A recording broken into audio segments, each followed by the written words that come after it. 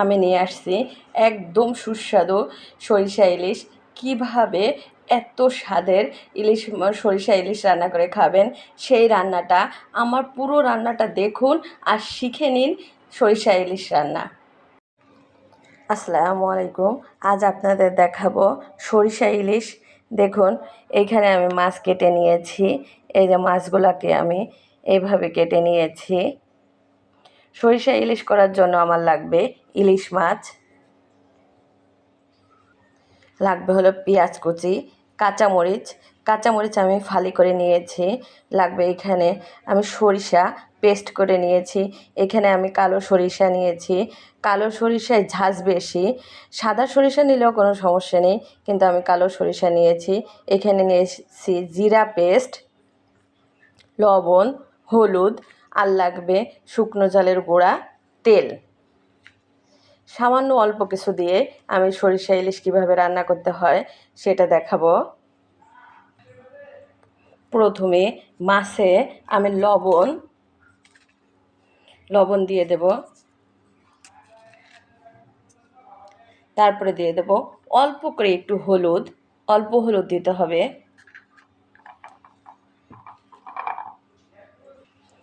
ভালো করে হাত দিয়ে আমি লবণ আর হলুদ মাছের গায়ে মাখিয়ে নেব, না হলে রান্না করার সময় লবণটা মাছের ভিতরে ভালো ঢুকবে না।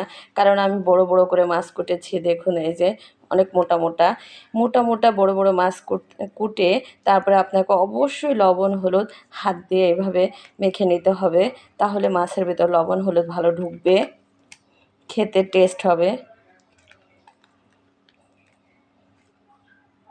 মাছে ভালো করে আমি হাত দিয়ে লবণ হলুদ মাখিয়ে নিয়েছি। আমি রান্না করার জন্য একটা প্যান নিয়েছি। প্যানের ভিতরে দিয়ে দেব পেঁয়াজ কুচি, এখন দিয়ে দেব কাঁচামরিচ, সামান্য একটু হলুদ, দিয়ে দেব অল্প করে একটু লবণ, কারণ আমি মাছে লবণ মাখিয়ে নিয়েছি। এখন দিয়ে দেবো জিরা পেস্ট। আমি এইখানে বড় 1 চামচ জিরা পেস্ট দিয়েছি। এখন দিয়ে দেবো আমি তেল, 1 চামচ শুকনো ঝালের গুঁড়া, ছোট 1 চামচ। এই যে আমি সব কিছু একসঙ্গে মাখিয়ে নেব। আমি সরিষা বাটা এখন দেব না, সরিষা বাটা আমি রান্নার মাঝখানে দিব। ভালো করে এটা মাখিয়ে নিতে হবে। মশলাটা আমি ভালো করে মরিচ পেঁয়াজের সঙ্গে মেখে নিয়েছি।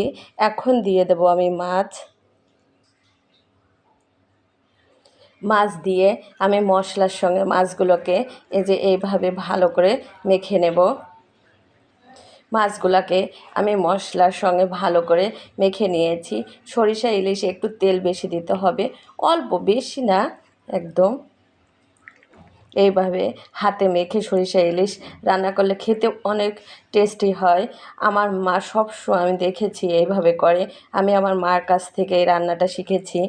আপনারা এইভাবে করে খান, দেখুন অনেক টেস্টি, অনেক। এখন আমি দিয়ে দেব অল্প করে একটু পানি। আমি এই যে হাতে মশলাটা লেগে আছে, হাতটা ধুয়ে ভালো করে অল্প করে পানি দিয়ে দেব।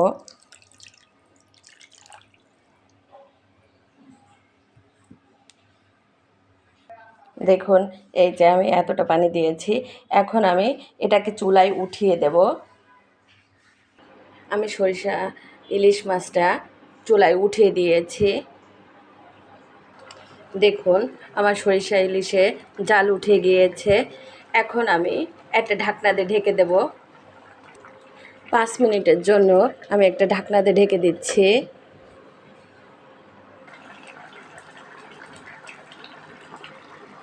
দেখুন, 5 মিনিট পরে আমি ঢাকনাটা উঁচু করে দিয়েছি।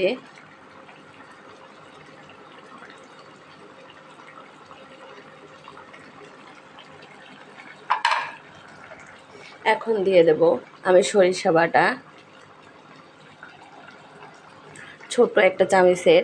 এই যে এই চামচটা আমি 1 চামচ পুরো ভরে 1 চামচ সরিষা দিয়েছি।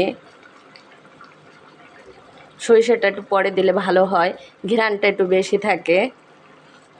আর সরিষা ইলিশে আমি আদা বাটা দিইনি, রসুন দিইনি, কারণ রসুন আর আদা বাটা দিলে ইলিশ মাছের যে একটা ঘ্রাণ, সেই ঘ্রাণটা থাকে না, তখন আদা আর রসুনের ঘ্রাণ হয়ে যায়।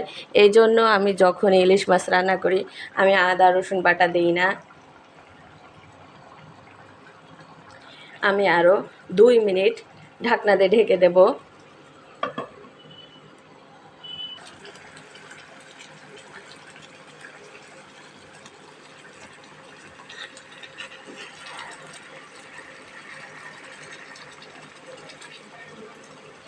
দেখুন আমার সরিষা ইলিশ প্রায় হয়ে গিয়েছে।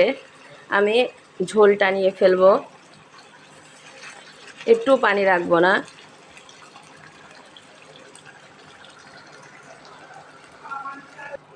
দেখুন সরিষা ইলিশটা হয়ে গিয়েছে। এখন আমি অল্প করে একটু সরিষার তেল উপর দিয়ে ছড়িয়ে দেব।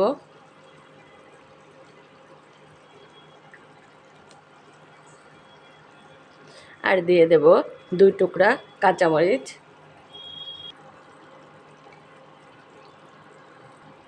দেখুন আমার সরিষা ইলিশটা হয়ে গিয়েছে। এইভাবে আপনারা করে খেয়ে দেখুন, অনেক মজা। আমার সবচেয়ে প্রিয় খাবার সরিষা ইলিশ। আমি এইভাবে সবসময় ইলিশ মাছ, বিশেষ করে ইলিশ মাছ আমি এইভাবে সরিষা ইলিশ করে খেতে পছন্দ করি। ঝোল খাওয়া অথবা ভেজে খাওয়ার থেকে এটা অনেক মজা।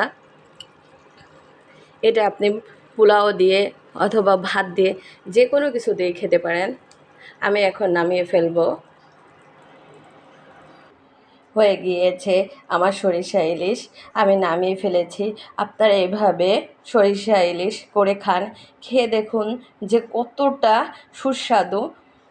আজকের মতো আমার ভিডিওটা শেষ। আল্লাহ হাফেজ।